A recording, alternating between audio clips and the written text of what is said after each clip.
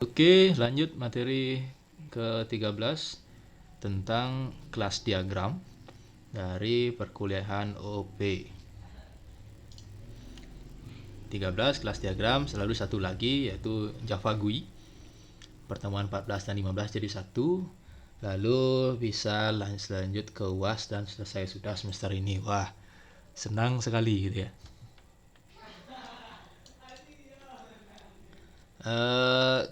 Kalau kita ngomongin kelas diagram, ya, maka kita di OOP akan bicara tentang UML. Ya, kita bicara tentang UML. UML itu adalah Unified Modeling Language. Slide saya bahasa Inggris, tapi saya akan ngomong dengan Indonesia. Tujuannya adalah biar kamu biasa aja baca bahasa Inggris. Ya, jadi tujuan umum, general purpose ya. Bahasa model ini, Unified Modeling Language ini digunakan untuk memvisualisasikan, ya, menggambarkan sistem. Ya, jadi UML ini adalah bahasa berbentuk grafik, ya, yang menjadi standar, ya, that is standar dari industri software, ya, untuk menggambarkan, visualize, membangun, dan mendokumentasikan. Gitu. Artifak ini kayak artifak kayak bentuk-bentuk gitu dari sebuah perangkat lunak. Jadi UML ini adalah standar yang digunakan untuk visualize untuk menggambarkan sebuah sistem kayak gitu. Nah, tujuannya apa gitu ya? Untuk apa? Jadi ini saya gedein. Nah, jadi UML ini menyederhanakan desain software yang rumit. Jadi dapat juga digunakan di OOP. Jadi konsep OOP yang luas sekali. Tadi ada inheritance, ada polymorph, ada pada dia enkapsulasi seperti itu bisa digambarkan dengan mudah. Jadi nanti coding-codingnya itu, konsep-konsepnya itu akan digambarkan kayak gitu, dijadikan gambar, sehingga yang rumit, coding yang tadinya rumit itu menjadi lebih sederhana. Nah, kalau kita menjelaskan coding ke orang atau meminta seorang programmer untuk membuat coding, kita bisa menggambarnya dulu, ya. Ting dung. Sebentar. Wah, siapa ini? Gak ada nimnya. Terima aja dah. Biar pintar rame-rame.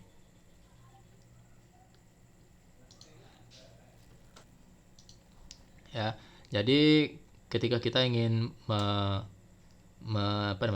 meminta programmer untuk mengcoding program kita, nah ada baiknya kita memintanya dengan memberikan gambar, memberikan desain. Jadi kita nggak banyak perlu ngomong, nggak banyak perlu nulis, ya kita desain aja kayak gitu. Reduce thousand of words of explanation. Membuat komunikasi menjadi jelas dan nyata. Ya, jadi kalau kita ngomongin programming gede kayak gini, itu akan bisa beda pandangan, beda persepsi. Nanti programnya jadinya beda. Nah, kalau sudah dengan gambar, itu akan membuat komunikasi menjadi lebih jelas dan nyata. Membantu untuk mendapatkan pandangan, mendapatkan gambaran dari sistem secara keseluruhan. Ya, jadi dengan memberikan UML, itu si programmer nanti akan mendapatkan gambaran dari sistem secara keseluruhan, jadi nggak setengah-setengah. Nah, ini yang terakhir yang sebenarnya dari tadi sudah saya sebut, yaitu menjadi sangat mudah bagi seorang programmer software untuk mengimplementasikan permintaan, ya. Sekali permintaan, the actual demand ini permintaan, saat mereka sudah mendapatkan gambaran umum dari permasalahannya. Seperti itu. Jadi intinya adalah komunikasi yang lebih simpel, mempermudah programmer kayak gitu. Tujuannya UML ini. Jadi UML ini jelas, itu dikerjakan sebelum ngoding, kayak gitu. Pengennya tuh bikin program yang kayak gimana gitu. Jadi gambar dulu berupa UML, baru di coding. Nah, kelas diagram tadi secara garis besar keluarganya itu ada dua. Ada yang sifatnya struktural, lalu ada yang behavioral. Nah, UML itu termasuk di sini, di kelas diagram. Ya. Selain kelas diagram, ada juga package diagram, objek diagram, komponen diagram, composite structure diagram, deployment diagram, activity diagram, sequence diagram, use case diagram, seterusnya hingga timing diagram. Ini dalam dunia software ada kira-kira seperti ini. Mungkin sekarang udah nambah banyak. Kita hanya fokus di sini. Ya. Kita mengambil satu aja, kayak gitu. Sehingga UML kelas diagram ya adalah main building blocks. Jadi nanti bentuknya itu seperti blok-blok kayak gitu. Dari setiap object oriented method. Jadi nanti metode yang ada di coding, yang kita rencanakan ada di coding, itu nanti akan berbentuk blok-blok. Kelas diagram dapat digunakan untuk memperlihatkan kelas, memperlihatkan hubungan, memperlihatkan tampilan, ya bagaimana asosiasinya antar kelas, bagaimana hubungan antar kelas. Jadi itu nanti ada di UML. Sebentar, ini ngomongin apa ya? Nggak ada catatan. Jadi kenapa ini, kalau nggak salah kenapa ya? Jadi kenapa memilih UML? Jadi UML dapat menggambarkan berbagai konsep OOP seperti yang saya bilang tadi, ya. Can appropriately depict ini menggambarkan ulang, ya, menggambarkan kembali berbagai aspek konsep dari OOP. Ya, menyediakan desain, ya, dan untuk analisa aplikasinya sehingga akan menjadi lebih cepat dan efisien. UML ini adalah basis, ya, adalah standar atau dasar dalam pengembangan diagram. Jadi UML ini memang dipakai di awal kayak gitu. Nanti kalau sudah jago, mahir di UML, boleh mencoba yang lain, kira-kira kayak gitu. Seperti yang saya bilang, dia tuh simpel sekali. Ya, simpel sekali. Nanti bentuknya adalah kotak-kotak kayak gini aja. Lalu ada tanda garis. Garis aja, kayak gitu.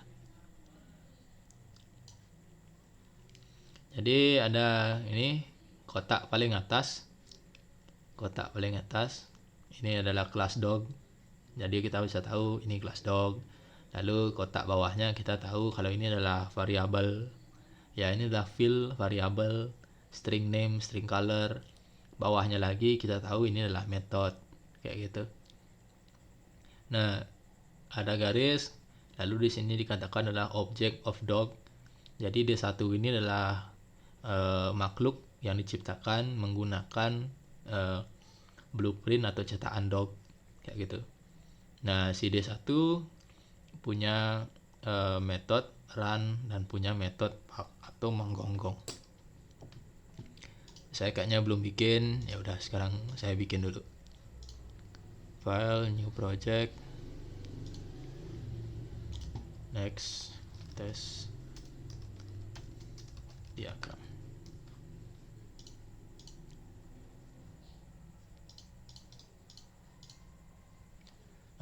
Doc, class name UML gitu ya. Public class UML.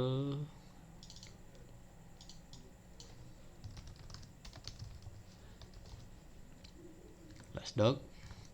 Nah, yang perlu diperhatikan adalah tanda min dan plus ini. Ini bukan berarti tidak ada maknanya. Min itu adalah private, plus itu adalah public. Jadi bentuknya seperti ini.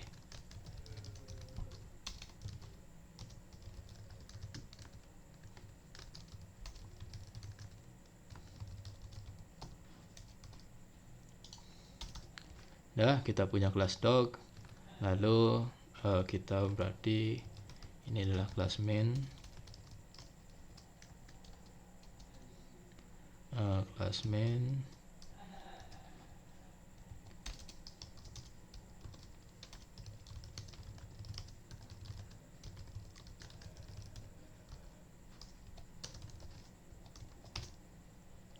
Jadi kita bikin doc D1 sama dengan new doc.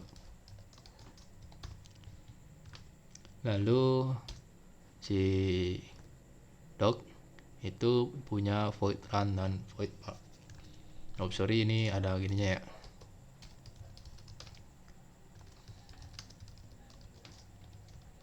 Tahap apa isinya kan gitu.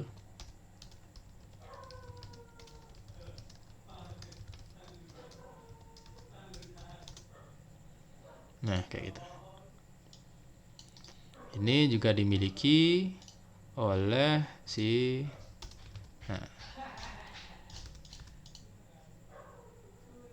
illegal start as operation.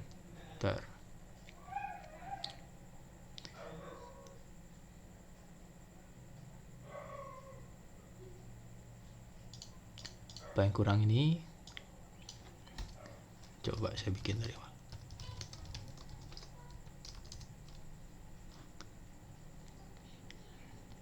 Illegal start.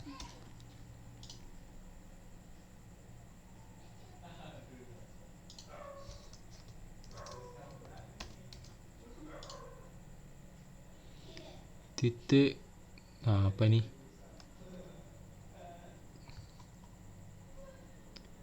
Kok titik koma expected?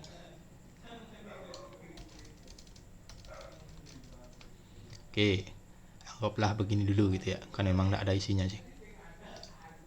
Bisa clear dulu. Nah, kira-kira kalau diterjemahkan, ini sintaks yang ini kalau diterjemahkan, UML ini kalau diterjemahkan jadinya kira-kira begini. Nah, nih, kalau diterjemahkan oleh programmernya kira-kira jadinya begini. Walaupun saya tidak tulis run dan bug ini di bawah, toh dia sudah punya dari kelas yang ini kan gitu. Di sini kita bisa aja langsung panggil D1 run. Sini kita bisa cetak untuk tes anjing berlari. Jadi ketika dijalankan ya sudah keluarnya anjing berlari. Nah, kayak gitu. Jadi si misalnya manajer gitu ya, analis, ya cukup gambar seperti ini aja, programmer sudah langsung bisa mengerti apa yang harus dikerjakan. Jadi dia nggak perlu bilang jadi ada kelas dog punya variabel 2, private name color, lalu ada metode lari dan gonggong. Ribet. Nanti programmernya bisa lupa, lalu programmernya bisa salah persepsi, salah tangkap kayak gitu ya. Ngaco. Itu baru program yang satu kecil doang kayak gini. Gimana nanti kalau programnya gede kan itu. Nah, itu bisa menggunakan ini. Jadi alat komunikasinya pakai ini. Atau ini ada contohnya. Sebenarnya saya sudah saya sudah bikinkan tadi di ini, nanti bisa coba di Kopas kira-kira mau apa enggak, apakah ada error kayak gitu. Lanjut. Nah, ini yang kira-kira yang cukup advance gitu ya, daripada yang simple talk seperti ini. Jangan simple talk seperti ini. Nah, saya nggak nyontek. Jadi sekarang saya kasih tahu dari ini kelihatan kan? Nah, dari ini gimana caranya menerjemahkan ini menjadi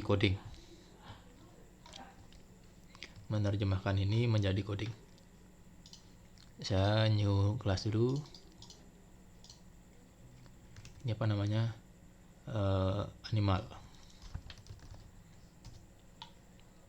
Public class animal. Ini siapa sih?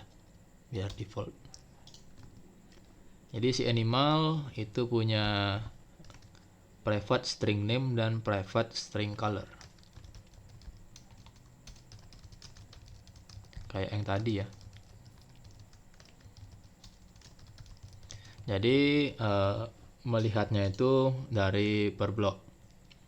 Lalu dia punya void run.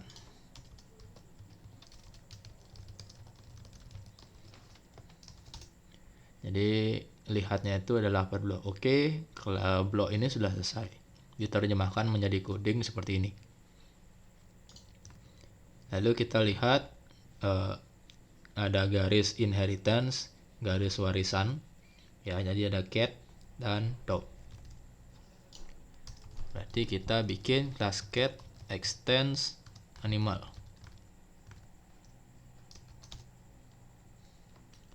Kita lihat cat tidak punya field atau variabel, tapi dia punya void new.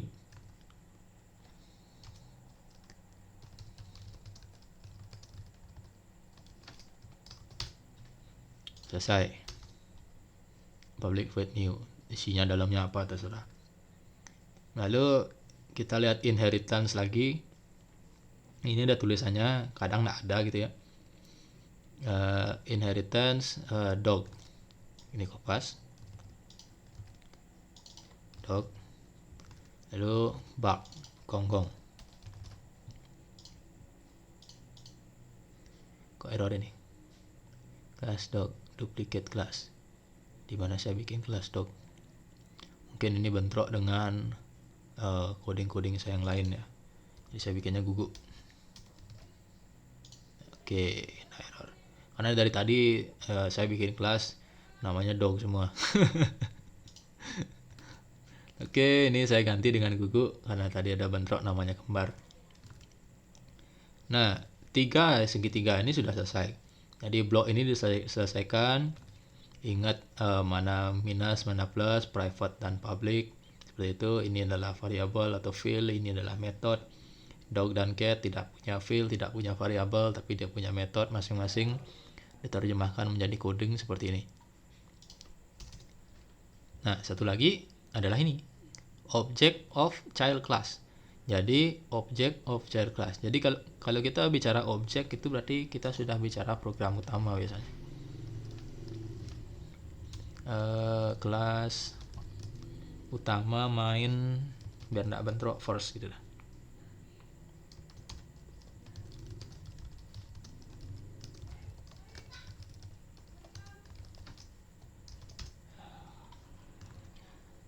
D1 karena ada tanda panah ke sini, berarti D1 ini diciptakan dari dog ya. D1 ini diciptakan dari dog. Ya sudah. Atau punya saya adalah gugu. Gugu dengan gugu. Lalu dia punya void run atau lari dah. Tadi dah banyak. Ini kok error terus ya?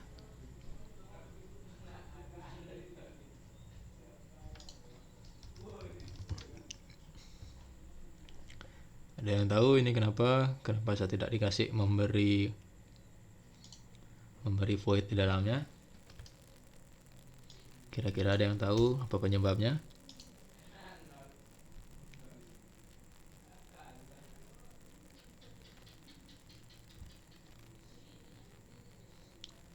Bentar, D1 gugu.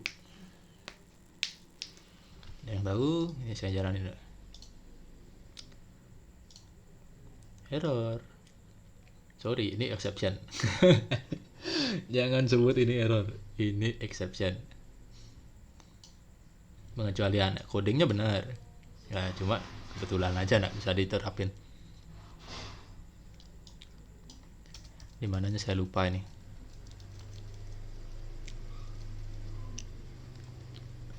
Jadi D1 punya void run.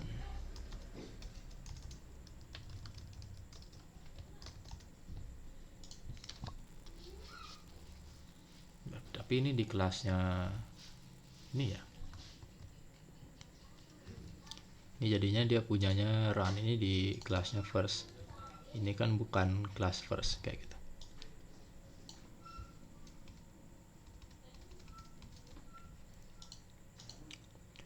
Gimana caranya bikin biar D1 ini punya run?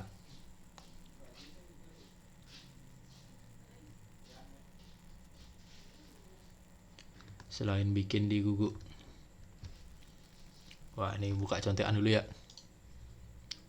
D1 run. Dimananya bikin run? Public dog extend animal.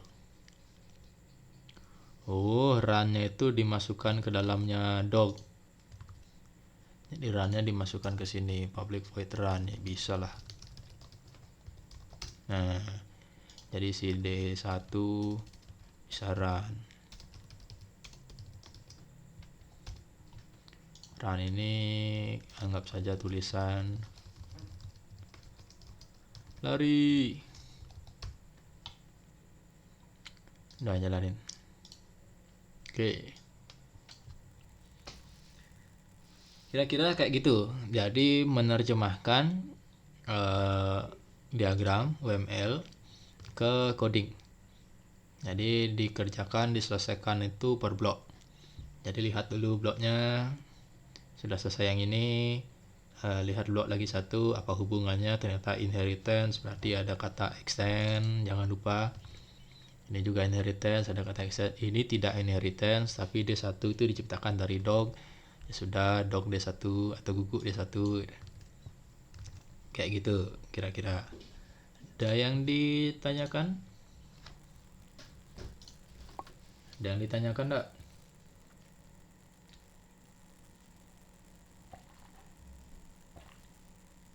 Jadi yang nanya, Anggotanya kemana nih? nggak, Pak, hujan Pak. Hujan? Oke deh, kalau tidak ada yang nanya, videonya saya off.